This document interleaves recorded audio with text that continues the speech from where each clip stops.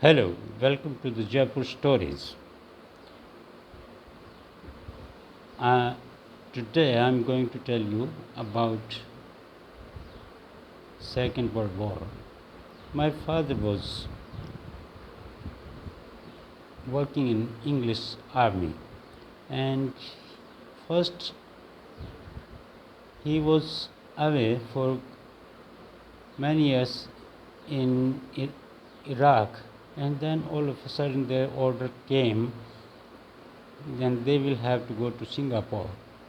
They went to Singapore, and then Karachi was Indian harbor because that was undivided India. And first this they stayed at Karachi for one day, and second day they went to Singapore, and he remained there for I think 2 years, and he was posted there in some recreation room, and that was a type of library, and English officers used to go there. But all of a sudden there were Japanese attacks on Singapore, and all the English people suddenly fled from Singapore, and they left their Indian soldiers there. But the Indian soldiers actually were working in English army, and those were thought to be English army. So those all Indians were captured and kept in a camp, and though they were kept in a camp for 15 days or like that, and they were not given food. They had to eat whatever they had in their kit. So my father and one person from Andhra Pradesh, he was Telugu speaking. Whether Andhra Pradesh was carved out or not, I don't know. I think he used to work in Mysore army, and because Mysore army was also taking part in World War II through English army, so he was there in his regiment. So the both persons went to had to be in concentration camp for 15 years, and they only had two milk canisters, small canisters. Those were milk packings, I think of 1 kilogram each, and they had to do with that. They used to mix that milk powder in water and used to drink for 15 days. After 15 days, they were made to dig ditches, and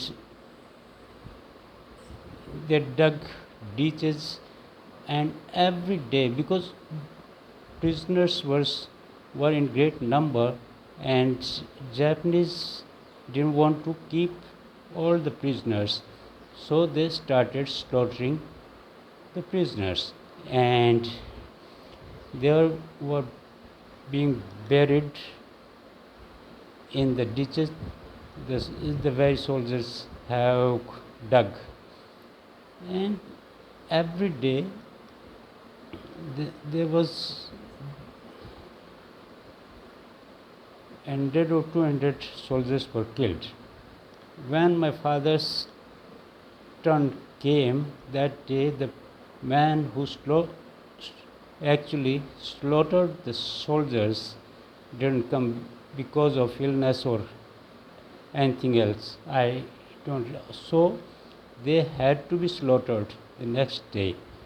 But next day a Indian gentleman who raised Ajad Hind Fauj from the soldiers and Indians who were living in far Southeast Asian countries with the help of that. So he made a speech there.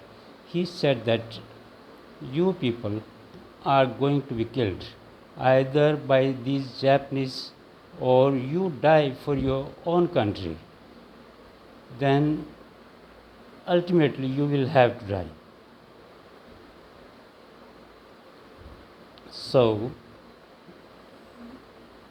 the soldiers who were not killed or who were in the concentration camps that time all preferred or opted for taking part in a military that actually was fighting against English people. So they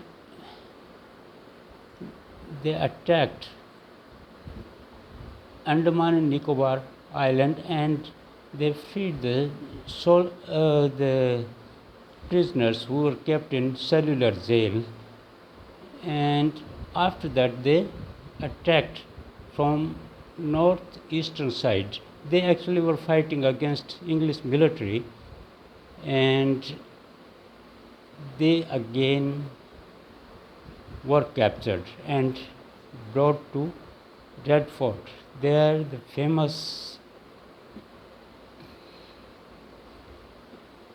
Red Fort case was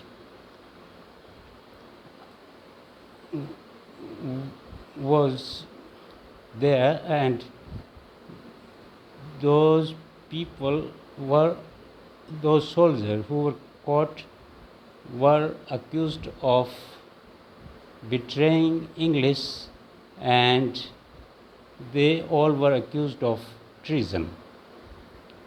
But in the last, the case was fought and lawyers from the soldier side were able to prove that it was not the soldiers who betrayed the English, but it was the opposite. The opposite means it was the English people who actually left them in the lurch there in Singapore.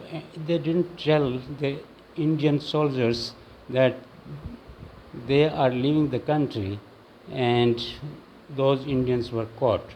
So all Indians were freed from the Red Fort, and they all came home, and most of the people were not given pension because they didn't have requisite papers with them because they had to be in Japanese concentration camps and they had to fight. So papers were missing, and that was the story. Okay.